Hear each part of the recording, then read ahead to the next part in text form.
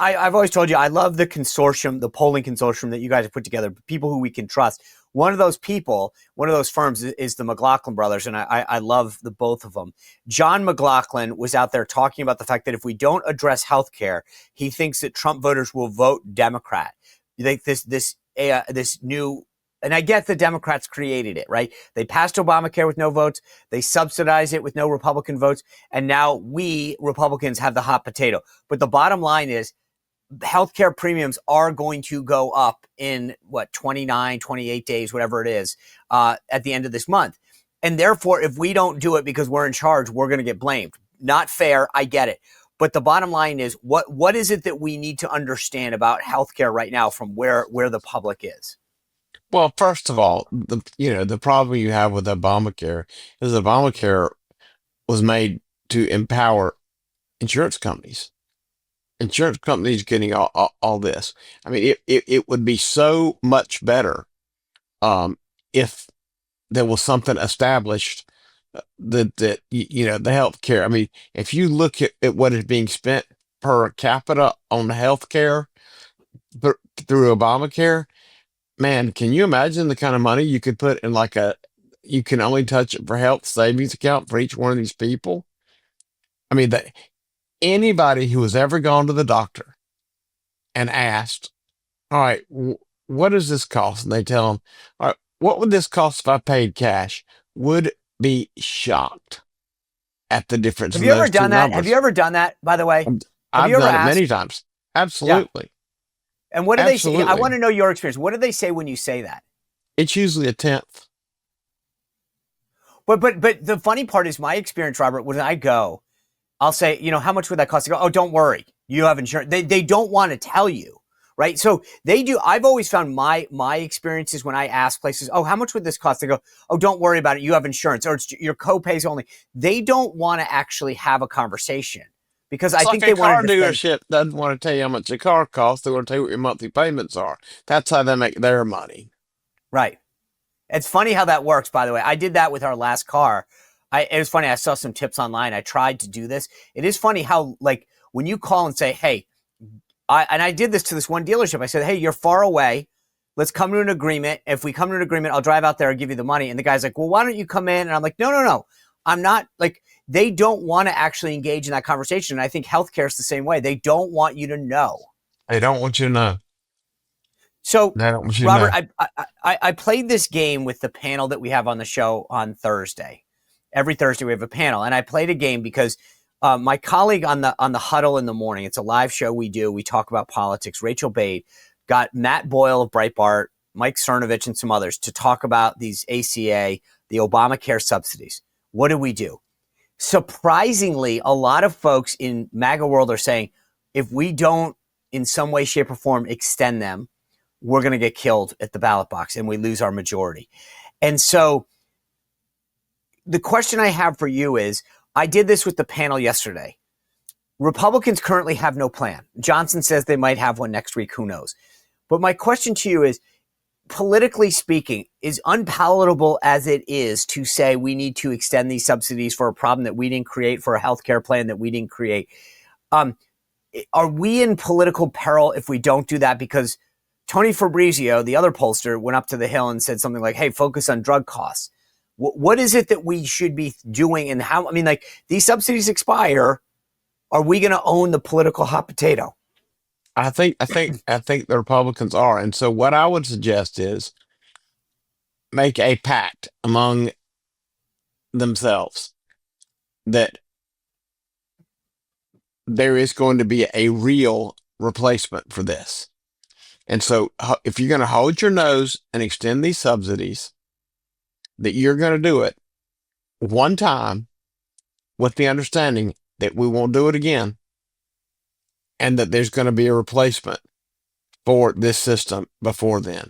All they got to do is figure out exactly what Obamacare is costing the government per capita. And then if they can put something in or do the stuff to get rid of insurance across state lines, all the things they've been talking about, come up with a real plan. But I think right now a Band-Aid is the best way not to take the blame. And when you look at the kind of money that's being spent, I mean, the majority is the most important thing, and it cannot be lost over. It's like Republicans didn't dig the hole, but they got to get out of it. It was the same thing. It was the same thing with. I mean, look how much money had to be spent to refill the strategic reserve. Republicans didn't dig the hole, but Republican administration had to get out. I mean, that is kind of the way things go. But there are a lot of people who are dependent on this, and the problem is they got comfortable with the subsidies during COVID, and now it's too big of it's a sticker shock. And Right. so maybe they should let them go up, the premiums go up just a little bit, but you can't just sticker shock people like that. But the fact is, some of these numbers I'm hearing of how much the healthcare's going, I'm like, I've never even heard of healthcare costs for a family of five that costs that much. So I'm starting Right. to wonder what in the hell are they paying? Well, that's what blows my mind is that Obamacare was supposed to keep costs contained, let us keep our plan, keep our doctor. Those seem I more I've got expensive than private insurance to me, the way they're no, talking. I get it. I remember back in the day when I was unemployed for a little bit or between jobs and kind of doing contract work, I could get a plan. And I was younger, admittedly, for like $100 a month. Now, for one person at my company, it's about $1,400 a month, right? A month. This is insane.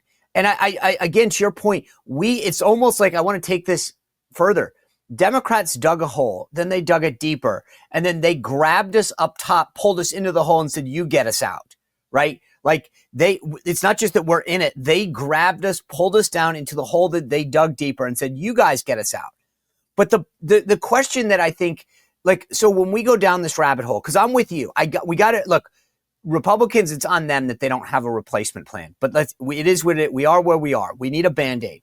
But one of the things that's going to be fascinating if we agree to this is there's some elements of the party that are going to fight rightfully for the pro-life community and say we're not using money, government money, taxpayer-funded money, as we don't in any other aspect of government, to fund abortions. And Republicans, I think, need to hold firm on that and to say, great, we'll extend the subsidies, but as a trade-off to you, Democrats, we're not letting taxpayer funds be used for abortion. Is that a fight worth happening, or does this go back to the Band-Aid and don't just get us to get a bridge to some new policy? I gotta think people who are having an abortion on Obamacare aren't going to vote Republican. So I think you're probably fine there. All right, guys, if you need a great night's sleep, do what I do every single night. Use Beam's Dream Powder. Right now, the ultimate cyber discount is available to my listeners only, 50% off, the best deal going that you are going to thank me for because you're going to sleep better. You're going to stay asleep, wake up feeling refreshed. Go to shopbeam.com/Spicer. Use code Spicer for 50% off for a very, very limited time during their cyber sale. Shopbeam.com/Spicer, code word Spicer, 50% off. When Tony Fabrizio, one of the president's pollsters, went up to Capitol Hill, one of the issues that was reported out was, and this goes back to something you said a minute ago, I don't think the president's getting enough credit for what he's doing on drug prices, right? For a lot of people, and let's face it, right now, the hottest drugs are these GLP-1 drugs, right? These weight loss drugs, Ozempic, Wegovy, Mounjaro, whatever. Bottom line is, whether or not you agree or not, there are millions and millions of Americans taking them. They cost between $1,000 and $1,500 out of pocket a month. What President Trump has done through the Trump RX plan, whatever, is start to talk about getting them down to like, I think 149 or something right in there, right? Like 149. That's a big deal. If you're taking one of these drugs, he just saved you. I mean, again, I didn't take math in college, but that's about, $10,000 or $12,000 a year. Tony Fabrizio is telling a lot of these House Republicans really focus not so much on healthcare, the plans, but on what you guys can do to bring down drug costs. Is that good advice? I think the drug costs are very important. And I think there's a lot of people are on that. And what people don't understand is uh, some of these medicines might prevent some of the most horrible effects. I mean, when you think about an entire generation of people who doesn't have to worry about being in a wheelchair, missing a limb, or having to going blind or get having their kidneys fail. I mean, the cost of all that to the federal government is immeasurable. So a little savings here to get people to do something that makes them a little more healthy, that can prevent some of that, will save a lot of money down the road. And that's part of why all this stuff is so expensive. I mean, the reason they have to charge what doctors and hospitals do is the percentage of people who don't pay their bills make everybody's bills goes up, and the percentage of people who aren't paying their bills continues to increase. So Medical debt Politico, is being written off every day. and again, this gets back to the idea that this goes to the transparency part, right? No one sees that. They don't realize that this gets back to, like, Democrats love to talk about everything being free. There's nothing free. There's no such thing as cashless. I mean, someone pays. It's just a question of who is it, right? And so when no one pays their healthcare bill, their medical bills, it's not like it goes poof. They just have those costs and then absorbed by everyone else who does pay their bills, like me and you. And that's why it's so exorbitant. It is they're making huge amounts of people aren't paying, and they're having to raise the cost. Huge amount of people are going to the emergency room, and they're raising the cost. And so it is just what it is.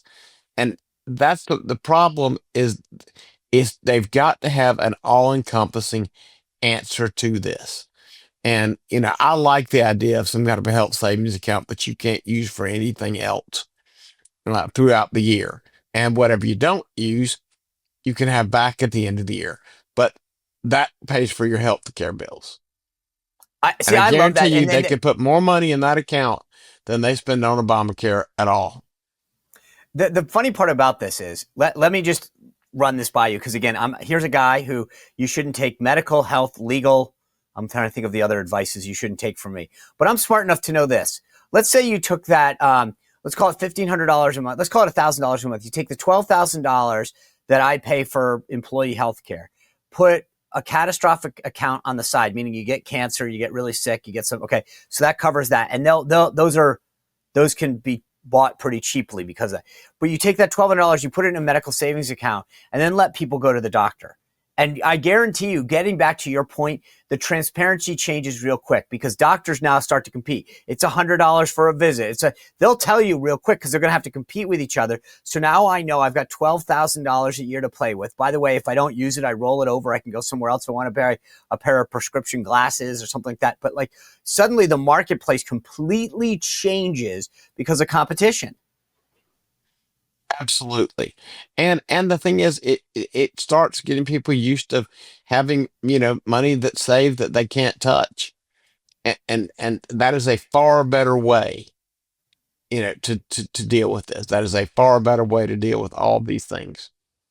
So Politico had a poll out, and I'll read you this. It says, almost half of all voters say that the cost of living in the United States is the worst that they can ever remember. And it's a view held by 37% of Trump 2024 voters.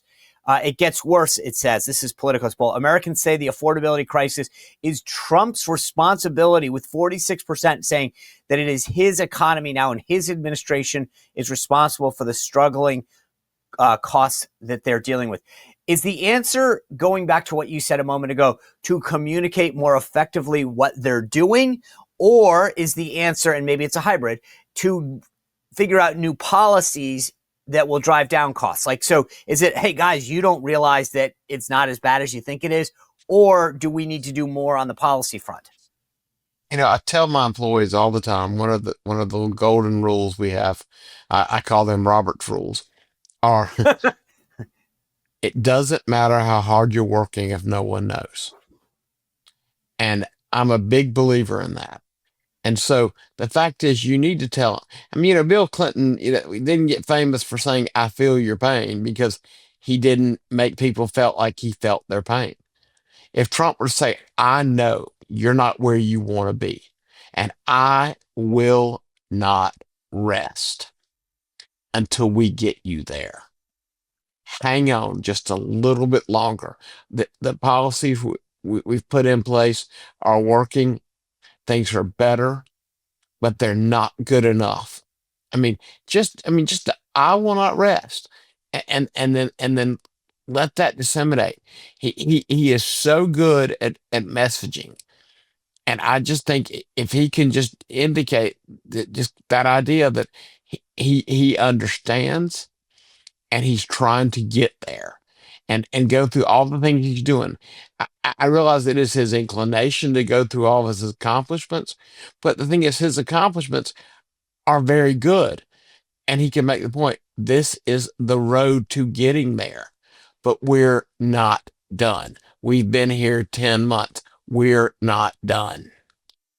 The big difference between the Trump first 10 months and the Biden 4 years is what you just said. Trump actually has a record to tout. Investments in the United States, bringing down prescription drug costs, the big beautiful bill. He doesn't have to make up an excuse and say, I'm going to work with the Congress. He can say, I'm already getting the job done. The investments coming, the jobs are coming, the trade practices are being ended. And therefore, and this is where I'm with you 100%. The tagline has to be, there's more to be done. I know I'm not satisfied because you need more help. Right? They just need to add that to the line and deal with the fact that, I told people all the time, prices when Trump left were like $3. They went to $5 under Biden. Trump got them to $4. People are like, that's great, but I want them back at $3. Help me. And I think that's I'd love for him to do that, give some major speech on that and say that. And then when he leaves the stage, I want to hear Frank Sinatra singing "The Best Is Yet to Come." That's right. We talked about low, and I don't mean to be disparaging, but low information voters, people that aren't because of a million. And that's not disparaging, because I think you're working hard every day. You're getting your family taken care of. You've got a real life. Right. You have a real life. So I know people that just don't keep up with politics, but it's not because they're dumb. It's because it's just they're busy working hard. Okay. But when we look at the election results, not just in Tennessee 7, but do we have a low propensity voter problem? Meaning people will come out, walk through hot glass and nails to vote for Donald Trump. But the big takeaway in political circles is we have a low propensity voter problem. Well, it may or may not be. I mean, the fact is, there's a way to motivate the Trump voters to come back. It is not easily done district by district, but it will be more easily done nationwide as we head into 2026. But right now, the problem is what voters do pay attention to, low propensity or otherwise, is their daily lives and the way things are happening. And all they get is one-sided saying that Trump is not, the attacks from the left saying he's not paying attention to what matters to you and that kind of stuff. And so the answer has got to be two parts. Tell them what you did. Tell them where you want to go. Remind them you brought them there before and you can make it happen again. I want to switch gears a little and ask you about Venezuela. And I don't want to ask you about Pete Hegseth and all this, because this is such a hoax of a story. It boils my blood. My entire column today in my newsletter is about this. I think it's a hoax of a story. The idea that the Washington Post put out a story that on Monday that said Pete Hegseth gave a verbal order in a room. It just didn't happen. And Admiral Bradley confirmed that today. What I want to get to, though, is not the military action. But I do think it matters who ordered.